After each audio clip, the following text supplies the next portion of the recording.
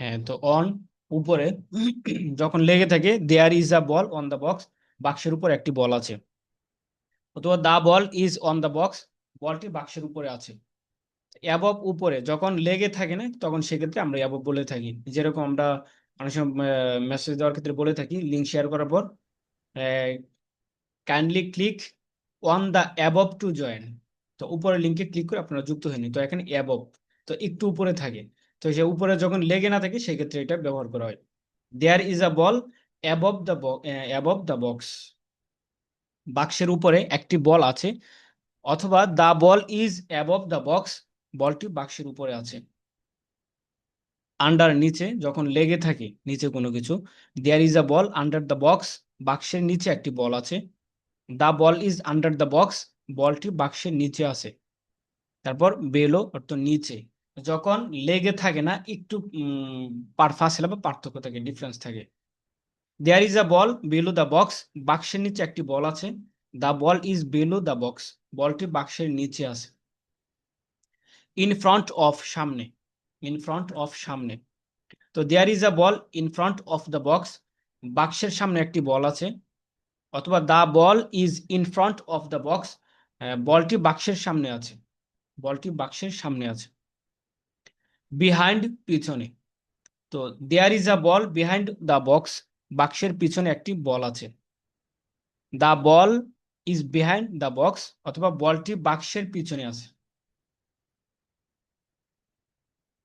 তারপর next to, পাশে, beside পাশে, নেক্সট টু পাশে, বিসাইড পাশে। There is a ball next to the box, বাক্সের পাশে একটি বল আছে, অথবা there is a ball beside the box, বাক্সের পাশে একটি বল আছে।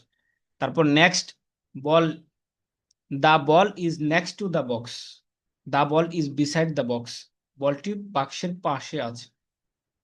তো দুটোটাই পাশে ব্যবহৃত হয়, নেক্সট টু, বিসাইড। তারপর ইন মাঝে, মধ্যে, কোনো কিছুর মাঝে অথবা মধ্যে থাকলে ইন ব্যবহার করা হয়ে থাকে। There is a ball in the box, বাক্সের মধ্যে একটি বল আছে, অথবা the ball is in the box, বলটি বাক্সের মধ্যে আছে। প্রত্যেকটা বাক্য দুই ভাবে বলা যায়। নিয়ার কাছে, তো there is a ball near the box, বাক্সের কাছে একটি বল আছে। তো there is a ball near the box, বাক্সের কাছে একটি বল আছে, অথবা the ball is near the box, the ball is near the box, বলটি বাক্সের কাছে আছে।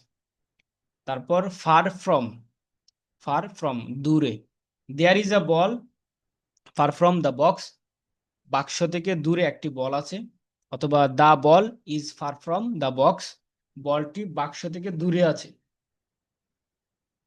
বিটুইন, দুইটির মধ্যে, দুইটির মাঝে কোনো কিছু যদি থাকে তাহলে সেক্ষেত্রে বিটুইন ব্যবহার করা হয়।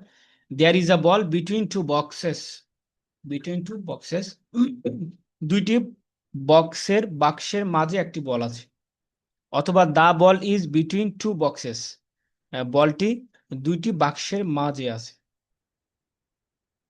তারপর অ্যামং, তো কয়েকটির মধ্যে যখন কোনো কিছু থাকে সেক্ষেত্রে অ্যামং ব্যবহার করা হয়। There is a ball among the boxes, বাক্সগুলোর মধ্যে মাঝে একটি বল আছে। The ball is among the boxes, বলটি বাক্সগুলোর মাঝে আছে। তো এখানে উপরে যে ওয়ার্ডগুলো আমরা পড়েছি, এখানে, তো এখানে একটা নিয়ম উল্লেখ করা হয়েছে, রুলস। সেটা হলো কোনো শব্দের শেষের অক্ষর যদি, শেষ অক্ষর যদি এস, ডাবল এস, অথবা এস এস সি এইচ, অথবা এক্স জেড হয়, তাহলে শব্দের শেষে এস এর পরিবর্তে ইএস যোগ করে বহুবচন বানানো হয়। তো এই ওয়ার্ডগুলোকে, এই ওয়ার্ডগুলোর শেষে এস এর পরিবর্তে ইএস যোগ করে বহুবচন বানানো হয়। যেমন বাস, বাসেস, গ্লাস, গ্লাসেস, এভাবে শেষ পর্যন্ত এখানে যে ওয়ার্ডগুলো আছে সেগুলো। তো যদি এই ওয়ার্ডের শেষে যদি এই অক্ষরগুলো যদি, লেটার অ্যালফাবেট গুলো যদি পাওয়া যায় আর কি।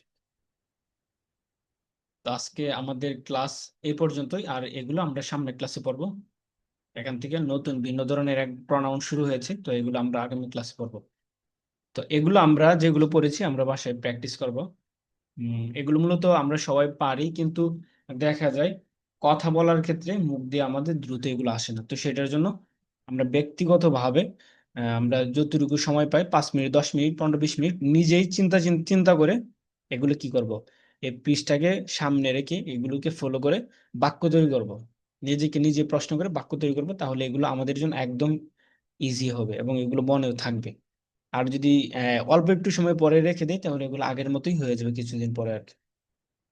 তো আজকে আমাদের ক্লাসে এই পর্যন্তই, সবাই ভালো থাকবেন, সুস্থ থাকবেন। নেক্সট ক্লাসে আবার দেখা হবে। আসসালামু আলাইকুম রহমতুল্লাহ। আসসালামু আলাইকুম। ওয়ালাইকুম সালাম রহমতুল্লাহ।